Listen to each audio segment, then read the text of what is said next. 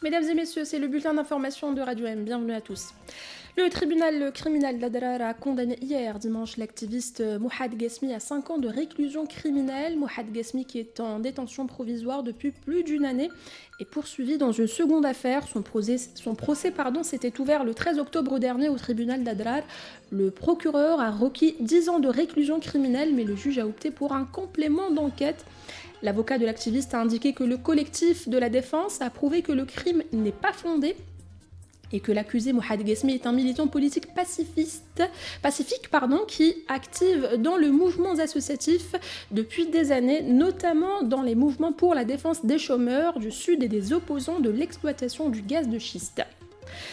Le verdict du procès en appel de la militante Amira Bouraoui a été rendu aujourd'hui par la chambre correctionnelle près la cour de Tipaza. 2 ans de prison ferme contre Amira Bouraoui qui est poursuivie entre autres pour outrage à un fonctionnaire dans l'exercice de ses fonctions, atteinte à la personne du président de la République et diffusion de publications susceptibles de porter atteinte à l'ordre public, des accusations pour lesquelles le procureur de la République près la cour de Tipaza avait requis une peine de 3 ans de prison ferme.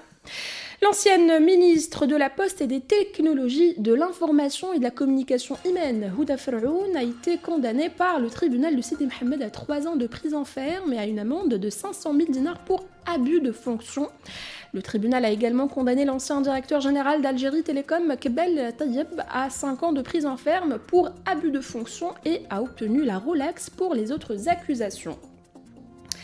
La question de la lutte contre la hausse des prix alimentaires a été évoquée lors du Conseil des ministres tenu hier dimanche. Le président Abdelmadjid Tebboune a une nouvelle fois insisté sur la révision du code pénal pour prévoir une peine maximale allant jusqu'à 30 ans de prison et la perpétuité pour les individus impliqués dans le crime de la spéculation. Dernière information de ce bulletin d'information, un décret exécutif concernant la liste nationale des personnes et des entités terroristes a été publié au journal officiel. Ce décret fixe les modalités d'inscription et de radiation des personnes et d'entités, mais aussi les sanctions qu'ils encourent, rappelant que l'Algérie a déjà classé 2 entités comme étant des organisations terroristes.